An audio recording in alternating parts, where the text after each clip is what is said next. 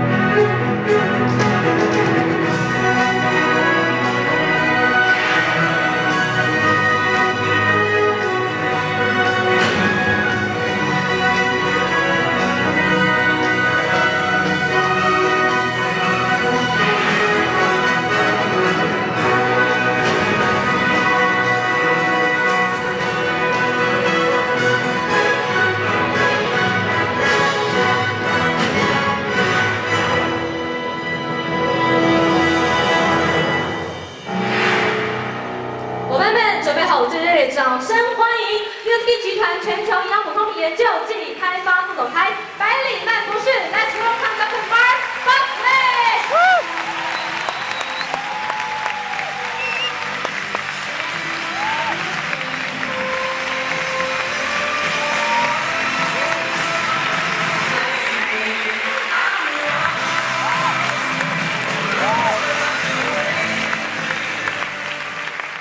大家好。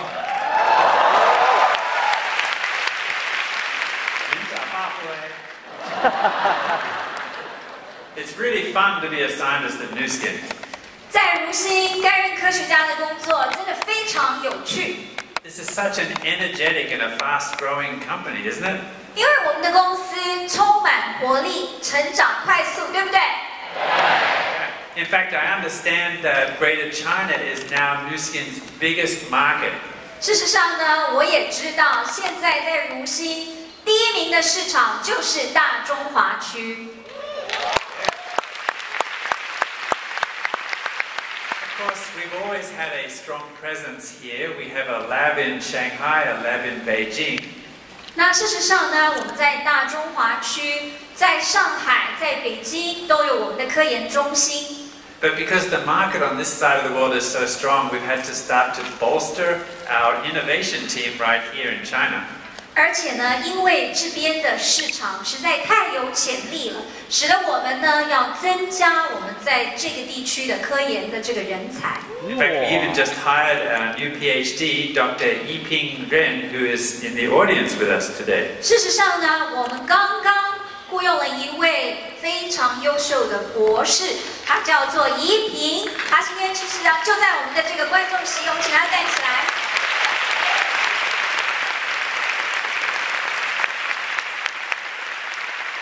So she'll be working with a small team of PhDs, several PhDs that will be doing more of the innovation starting from here in China.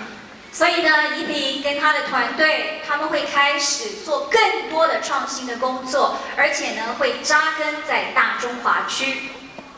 So a few days ago, we were in the city of Suzhou. 在几天前呢，我在中国大陆的苏州做演讲。 And I was eating dinner with my colleagues from Nu Skin, and a lady came up to the table. 当时呢，那个晚上我先跟在如新的同事大家一起共进晚餐。在那个时候呢，事实上有一位女士呢，她就走到我的桌子前面。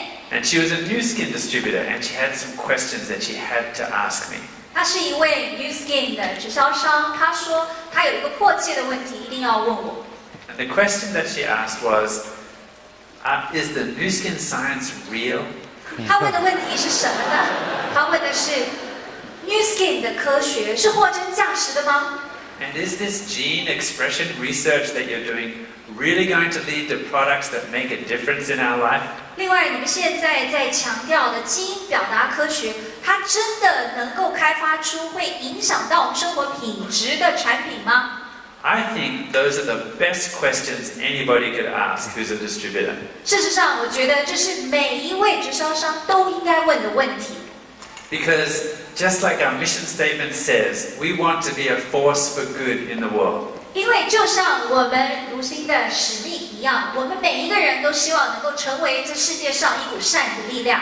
It's not just about the money, right? 我们在这个事业当中，绝对不是只为赚钱而已，对不对？ Right. And if we have the integrity that we need and the passion that we need to sell these products that are real, we need to know that the science is real. 所以，如果我们要充满热情的、充满诚信的来销售我们的产品，我们一定要心里面深深的相信，我们背后的科学是货真价实的，对不对？对。And that's why I'm here, so let's talk some science. 所以这是为什么我会来到台湾，我要跟大家谈谈科学。First of all, what is age-lock science? What is age-lock technology? 好，首先简单的一个问题，到底 age-lock 科技它想要解决的是什么？ It is simply targeting the sources of aging, not just the signs and the symptoms. 简单的说 ，age-lock 的科技它是去直击老化的根源，是根源哦，不是老化的表象。And in order to achieve this, there have been three main areas that we've focused on in the last 30 years. 那要做到这一点，就是直击老化的根源。我们在过去数十年，我们专门研究3个领域。The first area is nutrition science. 第一个领域呢，就是营养科学。Antioxidant science. 第二个领域，抗氧化科学。And finally, a newcomer to the area of nutrition science, and that is gene expression science. 还有我们最新的研究领域，那就是基因表达科学。Let's talk first about nutrition science. 好，让我们先从营养科学来谈起。Basically, we now know that when faced with a marginal deficiency of the vitamins and minerals that you need, the body has to make a decision.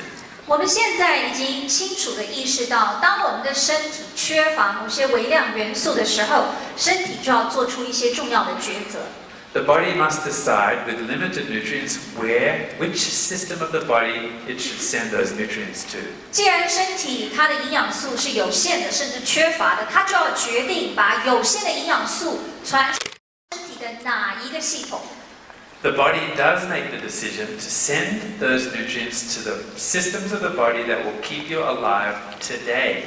所以呢，身体会怎么样来做这个决定呢？它会先看身体里哪一个器官、哪一个系统，此时此刻最需要这个营养素或是微量元素，而且是今天如果没有这样的微量元素的话，它可能就会发生问题的。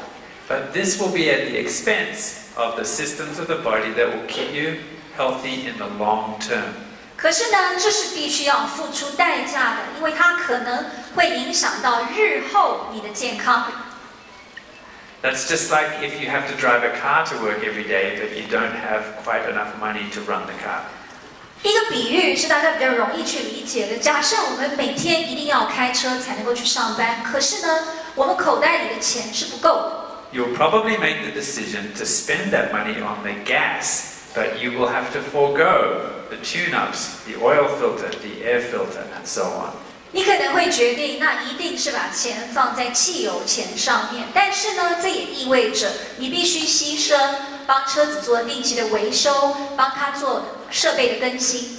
The car will get you to work in the short term, but the life of the car will be short in the long term. 你可能明天后天要上班，这个汽车是可以把你载到那里，可是以长时间来讲，这个汽车它一定会出现问题。So never forget basic nutrition, very important for longevity and aging well.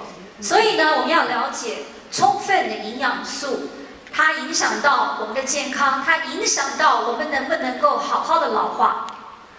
Antioxidant science. 好，第二个部分，科学。Free radicals age the body faster. 我们知道自由基的攻击，它会让我们的身体快速老化。So we need antioxidants, right, to fight those free radicals. 所以我们一定要有抗氧化剂来帮助来对抗自由基。Fortunately, our new skin products are loaded with these antioxidants that are. 我们大家都非常的幸运，因为我们如新的如佩，它有非常丰富的抗氧化剂。Well, the newcomer to this area of science and nutrition, we also have the best technology, the only technology non-invasively measure these antioxidants in your body. 另外呢，我们又有非常尖端的生物光子扫描仪，让我们可以很清楚的知道体内的抗氧化剂的状况。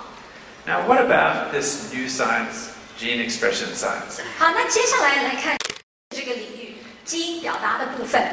I saw that there are a lot of first-time people here tonight, so let's go back to some basics. 我知道呢，今天有很多新朋友在这里，所以呢，我想从比较入门的这一部分来谈起。Our body is made up of trillions of cells. 首先，我们要知道每一个人身上有上兆个细胞。Each of these cells has a nucleus, inside which are the chromosomes. 每一个细胞里面有细胞核，然后细胞核里面呢有我们每个人的染色体。This is the genetic material. 染色体呢，事实上呢，含有的就是我们的基因。And when you unravel from the chromosome, you find the long strand of DNA. 当你把这个染色体呢，把它拆开，把它拉成一个长链的时候，你会在里面看到我们的 DNA are the instructions for life. 我们可以说 DNA 呢，它就是我们生命的密码。It's like a book with many stories. 你也可以说它像是一本生命之书，它里面有很多的章节。Each story is an instruction. 每一个章节里面都含有一个密码。And these 25,000 stories or instructions are enough to build and maintain the human body. 它里面有25000个章节，就是基因，它们可以让我们的身体知道如何的来维修，如何的来运作。Of course, each of these stories is called a gene. 那每一个故事，每一个章节就是基因。We now have the technology through the gene chip to be able to measure which of the stories is being read. 现在呢，我们有一个好的工具，叫做基因晶片，它可以让我们知道，在这么多的基因当中，哪一些基因它是有被读取，也就是说，哪一些生命之书的章节有被读取到。And not only which story, but how often it's being read, so how much it's impacting our life. 而且不只是哪一些章节有被读取，更重要的是多频繁的被读取。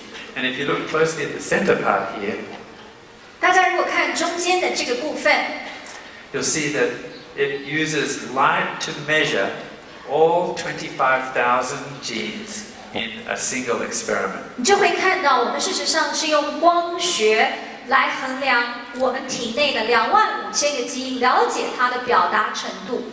Now, the DNA is fixed for life, it does not change. 我们要了解 DNA 它其实是固定的，它不会改变的。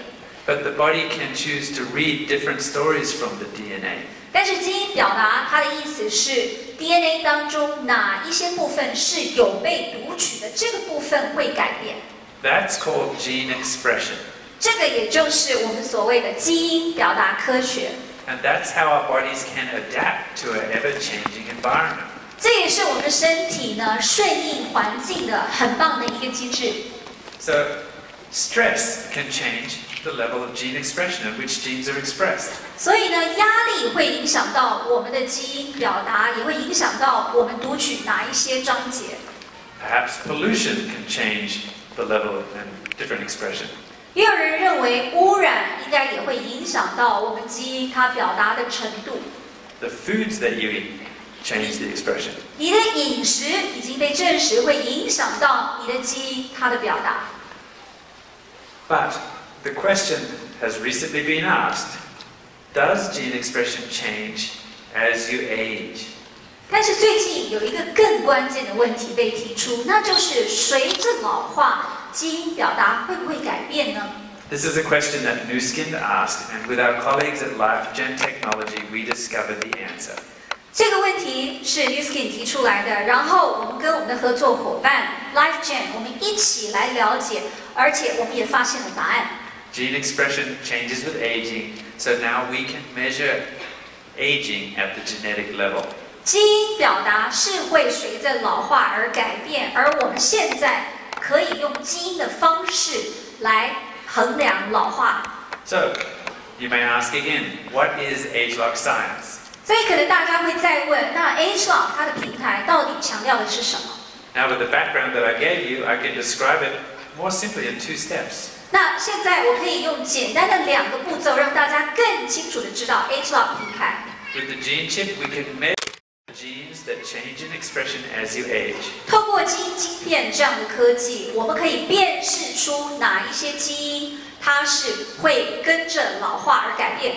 Once you've identified those genes, now you can screen for ingredients that can reset them back to the youthful pattern. 当你找到这个基因的时候呢，你可以锁定，然后重设，把它变成重设这一些与青春有关的基因。 So, in a nutshell then, this is breakthrough technology. 所以大家听到这个，应该知道它是一个突破性的一个科技，因为它是基因抗老化的科技。 It's actually based on over 30 years of aging and genetic research. 而且我们有非常厚实的研究基础，我们有过去30年的独家研究。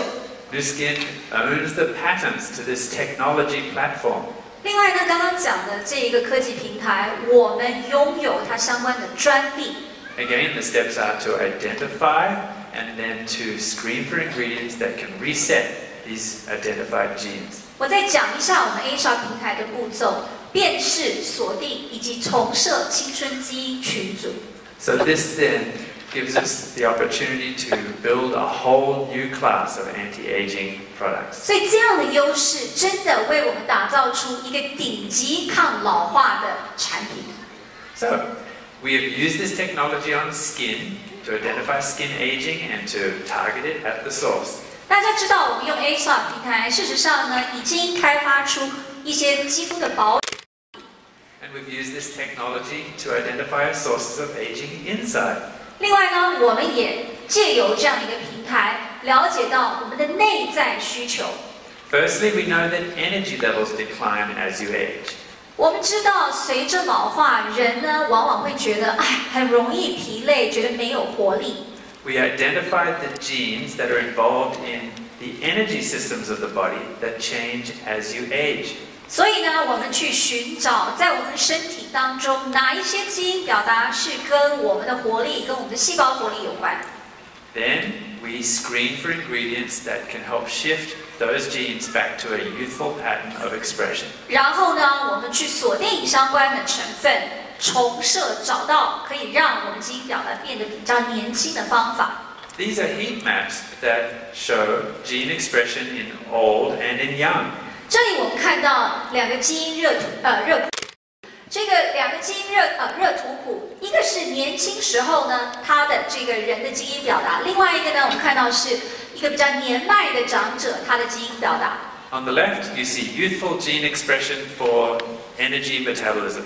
我们主要看到的呢是针对活力的部分，我们新陈代谢的部分的一个呈现。 Green means the genes or the stories are not being read very much. 绿色的部分呢，表示那一些基因，或是说那一些生命之树的章节比较没有被读取到。 The red shows the genes that are turned on and the stories are being read. 那红色的部分呢，我们看到的是比较常被读取到的这一些章节，也就是基因。 And you see how with age it shifts so that the stories are reversed. 那我们可以看到原来真的也年轻时候这一些针对活力的基因表达，跟年迈的时候的这个基因表达是不一样的。 Okay, so that's step 1. We identified the genes that change with aging. 所以这个是我们 AgeLock 平台的第一个步骤，辨识到与青春跟抗老化有关的基因。 Do you remember what step 2 is? 大家记不记得第2步骤是什么？对。 Right, screen for ingredients that reset. 对，锁定与青春有关的一些基因，然后来进行重设。 We screened many ingredients. 在这个实验当中呢，我们其实筛选了好多种成分。 Some at the suggestion of our scientists in Beijing and Shanghai. 有一些呢，事实上是我们北京还有上海的科学家给我们的建议。 Here's an example of just 5 of those ingredients. 这里呢，我们给了大家一个例子，当然我们这边呢只有5个成分。 After feeding those ingredients for 3 months, then we tested gene expression.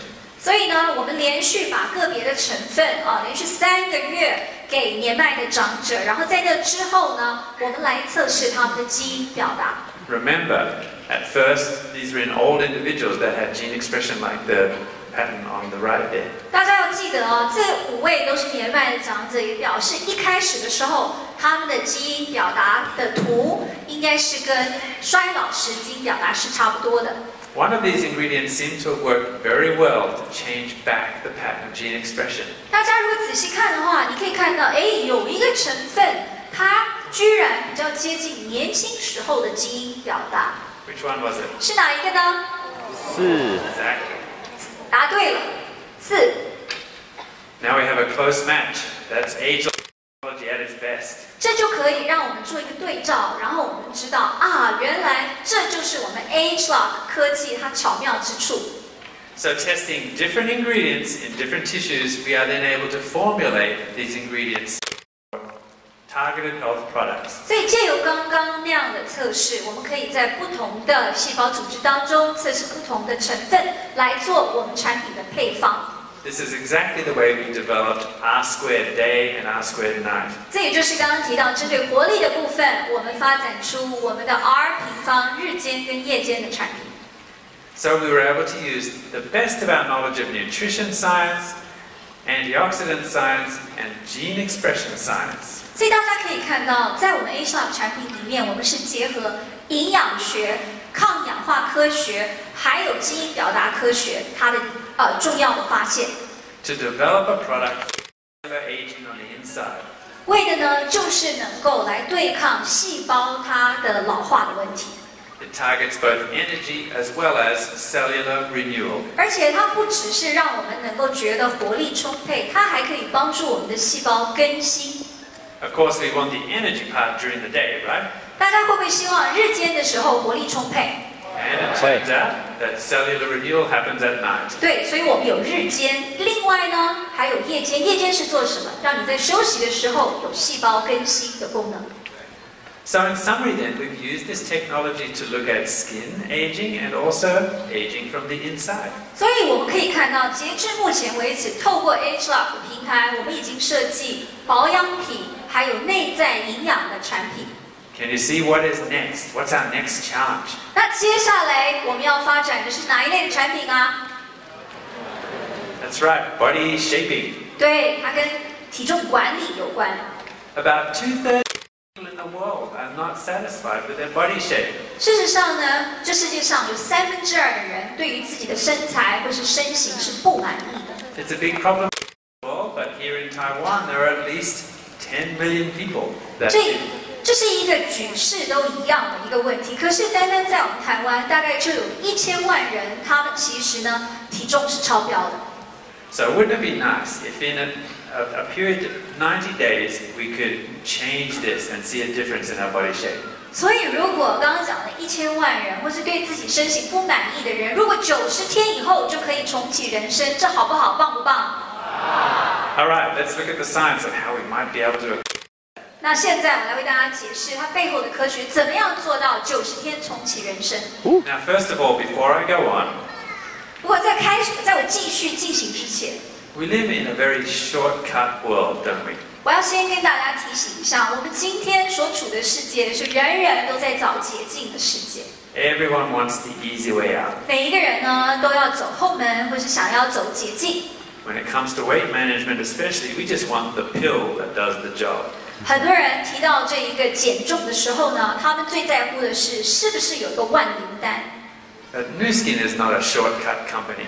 可是大家已经很清楚了 If you- ，Nuskin 绝对不是一个走捷径的企业。 If you want results, you need to do things the right way. 所以，我们如果要有永续的好的成果，我们一定要按照正确的途径。 And the right way is using the latest science. 那什么叫做正确的途径去做呢？第一，就是我们要用好的科学。 The right way involves 3 components. 那在这个部分呢，我们有3个环节。 But the first component is very. 第一个环节当然非常非常重要， Let's talk about the supplement portion. 那就是我们产品。 Again, the strategy is to target the sources of weight management. 我们有提到，我们要做的呢是直击体重管理它的根源。And I've described our age-lock approach. 我刚大家解释了我们在 H-Lock 是怎么样来做这件事情。This is a very new approach to weight management. 事实上呢，在体重管理这个领域里面，很少有用我们 H-Lock 的这个方法。We have the technology, so why not take into consideration gene expression as it's involved in weight management? 我们既然有这么尖端、这么创新的科技，为什么不去思考它是不是跟体重管理有关？ And 3 different tissues in the body are very important. 我们发现人体当中跟体重有关的有3大组织。Of course, the fat tissue is important, right? 第一个组织大家可以猜到，脂肪组织当然很重要， The muscle is very important. 肌肉组织也很重要。 We need to lose the fat, 我们一定要想办法燃烧脂肪， preserve the muscle. 留住肌肉。 I'll explain more later. 待会会为大家解释这个部分。 The 3rd tissue is the brain. 第3个组织也很重要，是大脑的部分。 There are all sorts of mechanisms in the brain that actually help us to be in a good mood or to feel full when we need to after eating food. 事实上呢，有很多大脑的功能是跟我们有没有饱足感有关，跟我们有没有正面的情绪有关，这些都会影响到体重管理。 And all of these mechanisms are regulated by gene expression. 这全部跟大家介绍的组织的机制呢，都跟基因表达有关。 And we do know that gene expression can happen fairly quickly if you have the right approach. 我们发现，如果你方法正确的话，其实透过基因表达，你15天之后就会有清楚的感受，感觉到差别。 Let's talk a little more about the body shaping. 好，我们现在再来谈一下身形的问题。 I see that you recognize some of these people. 大家笑了吗？因为大家知道他们是谁了。 We have a very fit athlete 我们有一位有名的明星球员， and a slightly overweight politician. 还有一位体重过重的政治人物。 But you will notice something. These guys are the same height and almost exactly the same weight. 大家有没有发现呢？他们2位其实高度一模一样，身高一模一样，体重几乎一样。 One person is satisfied with his body shape, I presume, the other not so. 有一位明星球员，他的体格顶呱呱，那另外一位，我相信他会觉得身形还可以改善。 So what's the difference? 那为什么会有这样的差别呢？ It's about body composition, right? 它是跟一个人身体的肌肉跟脂肪的分配有关。 The athlete has big muscles 球员他很多肌肉， and the athlete has smaller muscles and more fat. 政治人物呢肌肉比较少，脂肪比较多， This makes up the total weight. 这个会造成他的体重。 But obviously the scales don't tell you everything, do they? 可是体重的数字，它事实上在磅秤上看到的数字，并没有办法给你一个完整的蓝图。 What happens if the guy on the right loses weight?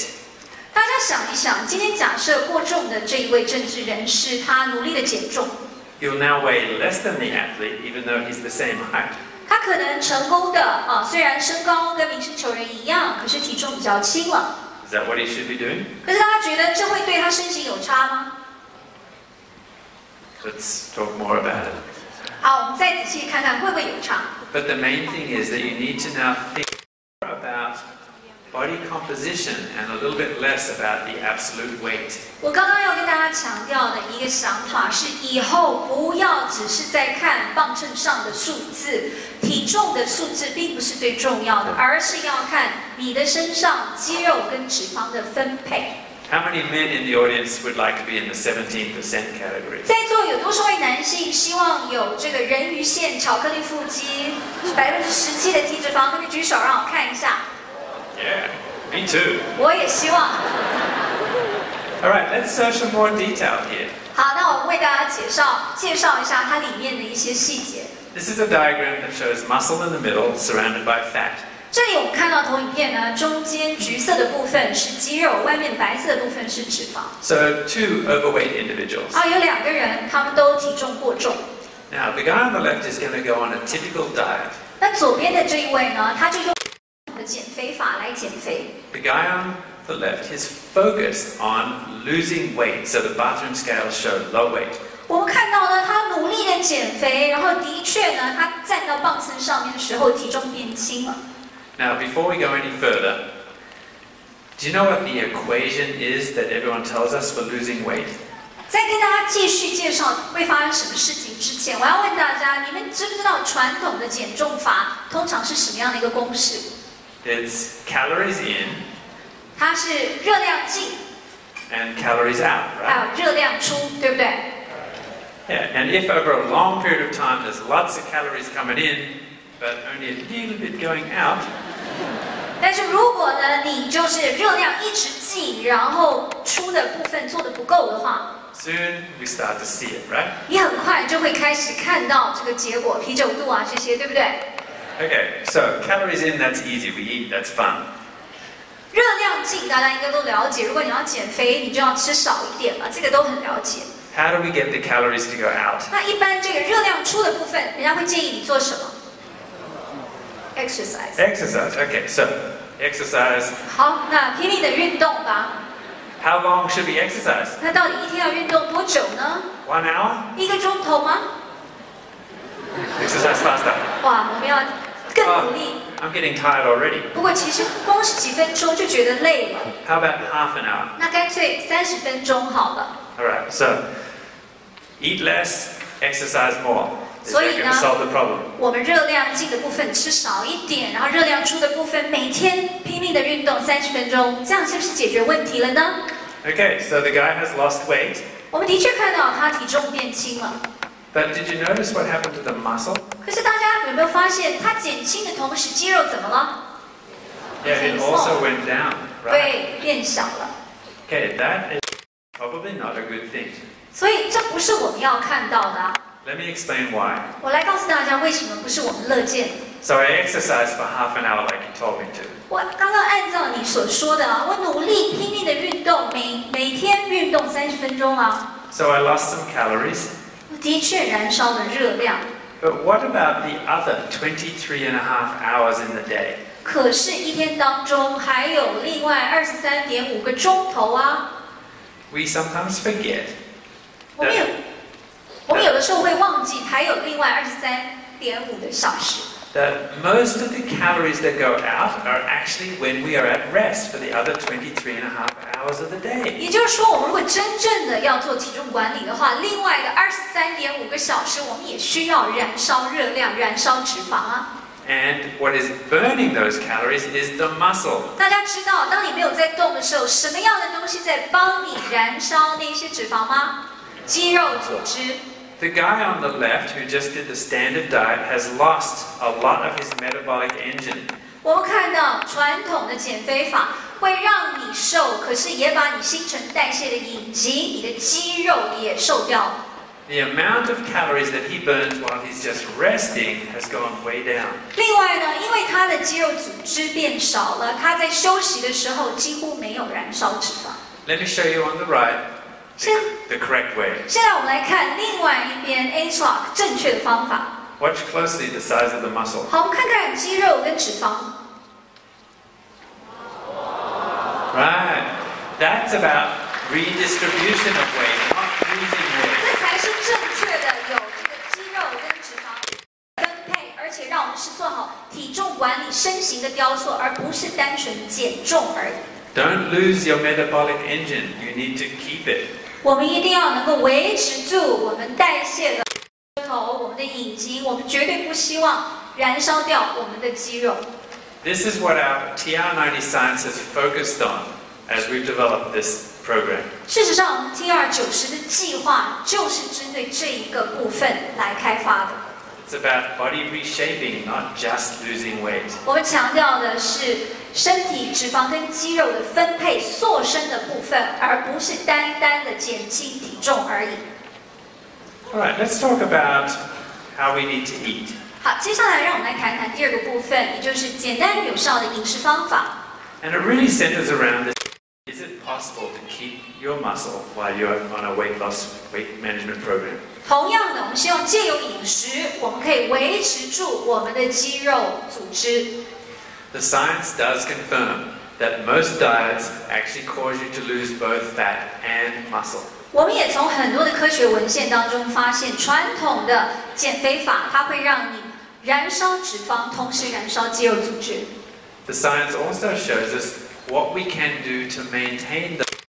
最新的科学研究也告诉我们在饮食当中要多摄取什么，才能够维持到肌肉组织。There's one thing that we can do that helps. 有一样事情是你可以做到，而且可以帮助你的。我们得多吃蛋白质。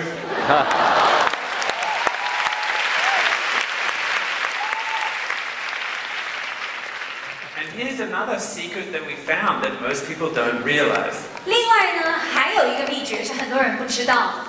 The science shows that you don't have to eat a whole lot of protein. 科学告诉我们，其实你不用大量的去摄取一大堆蛋白质。But it shouldn't just be the total amount during the day either. 另外，你也不是只要达到某个量就可以了。We need to have the right amount of protein 3 times a day. 反而呢，我们是每天要吃3次的蛋白质，每一次以固定的量来吃。This is quite a new way of thinking. 这是一个非常新的思维。In the morning for breakfast, you need at least 30 grams of protein. 也就是说，早餐的时候，你如果希望能够做好体重管理，你一定要摄取30公克的蛋白质。Then again for lunch and for dinner. 然后午餐也一样，晚餐也一样。And you have to wake up at midnight and eat another 30 grams. 然后呢，不要忘记午夜时分一定要起床，再吃30公克蛋白质。Just joking. 开玩笑。Okay, so the eating plan really can be quite simple. 所以呢，饮食计划就是这么简单。3, 3, 3, 3.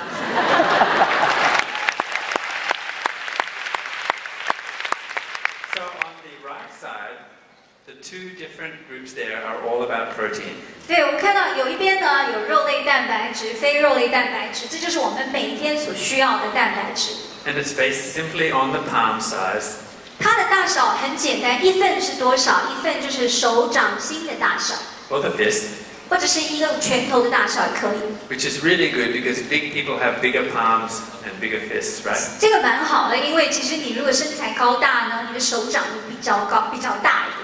But you'll become experts at knowing about how much your favorite foods contain in protein. 不过大家只要去落实这样的一个饮食法，很快你就会很清楚的知道哪一些食物有优质的蛋白质。 For example, 譬如说，鸡蛋鸡蛋6 grams, 6公克， soy milk 豆浆1 glass about 7 grams, 一杯大概7公克， or the TR90 shake 或者是我们 TR90的奶昔， about 15 grams. 大概15公克。 So you'll be able to add them up, and here's another side effect. 所以你一定有办法能够去自己就可以算出来，你每天是需要摄取的蛋白质有多少。 The protein helps you to stay full the longest. 另外还有一个好处，就是真正要维持饱足感，哪一种食物、哪一种营养最好呢？蛋白质。 Most people have a breakfast that's very strongly weighted towards carbohydrates. 一般的人，他们的早餐呢，往往是很多的碳水化合物。 That's how my breakfast used to be. 过去其实我吃的早餐也是主要是碳水化合物。 Then I would go to work, and by about 11 o'clock in the morning, 肚子饿。然后呢，我会去上班，然后大概在11点的时候，就 I'm hungry， 对不对？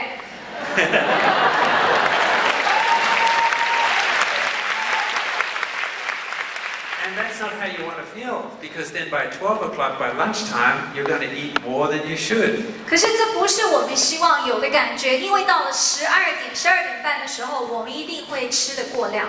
So the protein maintains your muscle and helps you to feel full longer. 所以我们的蛋白质又可以帮助我们维持到我们的肌肉组织，又可以帮我们有更久的饱足感。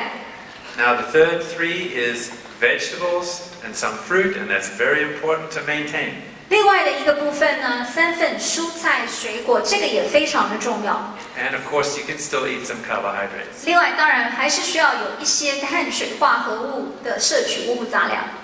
All right, now you thought you were going to get away without exercise. 好，那接下来大家觉得啊，我本来以为可以不必运动了。 You don't have to go crazy with the exercise. 不过你不需要发疯的去运动。But we know that exercise is very good for the cardiovascular system and for maintaining muscle. 可是我们知道，运动它可以帮助我们维持好的心血管功能，也可以让我们有很好的肌肉线条。 It's good for all those things that will help you to live a longer, healthier life. 所以透过运动，我们可以确保我们能够活得久又活得好。 So the question is then, how do you want to spend the final 20 years of your life? 所以我要问各位伙伴，你们的生命中最后20年要怎么过？ Here's a famous proverb. 这里呢是一句名言。 You're old, you're born old, then you're unhealthy, and you get really poor and you 我 die. 会说生老病还要不要忘记加穷，生老病穷死。 Not a very good prescription for the human existence. 没有人希望生命是落得这样的下场。 The alternative, of course, is to be born, and then as we age healthily and be happy, and then depart gracefully. 可是各位有另外一个选择，我们生会老，可是我们可以健康快乐的生活。大家会不会希望有这样的选择？